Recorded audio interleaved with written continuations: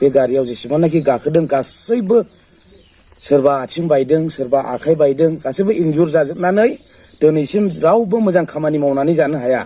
बेखायनो जोङो दिनैनि प्रेस मिटखौ लादों।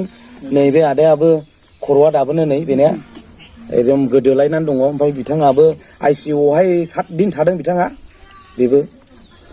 आरो सासे जोंनि बिदा गिदिर आंनिनो बिदा जायो बेनजय नार्जारी, बिथाङाबो बे समाव बे मुभमेन्टआव थांनायावहाय गोब्राबथार जखम जानानै देहायाव लोरबांथि देहा लानानै जेब्ला बोसोरथाम बोसोरनैनि उनाव बिथाङा बे बुहुमावखौ नागारनानै थाङो आरो रुंसारि जानानै थांबाय। बिथांनि बिसि दङ नै आंनिनो बिबाजै जायो। लानो गोनां उद्देश्यआ बेनो, सिगां बड'लेण्ड बुब्लिनि खौरांगिरि बिथांखौ आं हामबायग्रोयो।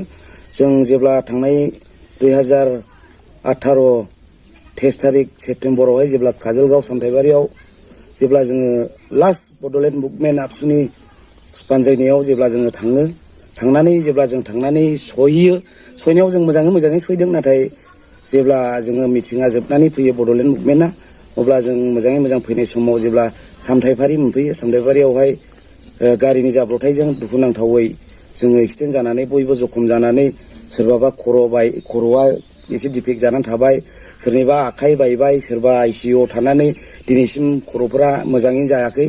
बेखायनो खावलायदों जोङो बै समाव जेब्ला 2018नि 23 थारिख सेप्तेम्बराव जेब्ला बे लास्ट बड'लेण्ड मुभमेन्ट सार प्रमद बर' दैदेननाय आबसुनि दैदेननाय बानजायनायावहाय बे प्रग्रामा जानानै थांदोंमोन। नाथाय जोङो बयबो बे ओनसोलनि दुमबाजार गामिनि जोंनि रायजो राजाफोरा लोब थांनानै बयबो बाहागो लाहैदोंमोन। बाहागो लानाय समावहाय जेब्ला जोङो फैफिनो बे जाब्रबथाया जायो। आङो खावलायदों जोङो दिनैसिम बे 2018निफ्राय लागासिनो दिनैहाय 2025 मायथाइ मोनफैबाय, जोङो जेबो दाबो सरकार दुखुनांथाव जाथाय जानानै थांबाय। बे जाथाय जानाय समावहाय नोंसोरजों लोगोसे गासै साबेसे सुबुंफोरा जखम जादोंमोन? गासैहाय जोंनि गारियावहाय टटेल 79% मानसिफोर दङमोन। बे गारियाव जेसेबांनाखि गाखोदों गासैबो सोरबा आथिं बायदों सोरबा आखाइ बायदों गासैबो इन्जुर जाजोबनानै दिनैसिम रावबो मोजां खामानि मावनानै जानो हाया। बेखायनो जोङो दिनैनि प्रेस मिटखौ लादों। नैबे आदायाबो खर'आ दाबोनो नै बेना एकदम गोदोलायनानै दङ। ओमफ्राय बिथाङाबो ICUआवहाय 7 दिन थादों बिथाङा बेबो।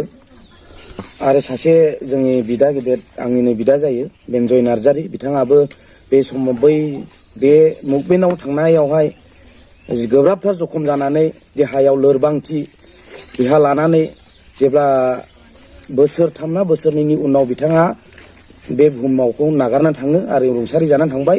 बिथांनि बिसि दङ नै आंनिनो बिबाजै जायो। बिथाङाबो जेबो उफाय आरो राहा गैया न'खर संसार जालांनो। बेनो फिसाला सासे दङ, फिसाजोफोरा हाबा जाजोब्बाय। जेन' बेफोरखौ नायनानै दानि गभर्नमेन्टआ जेन' जोंनि बे प्रब्लेमफोरखौ सल्भ खालामना होयो। आंनि बुंनांगौआ बेनो।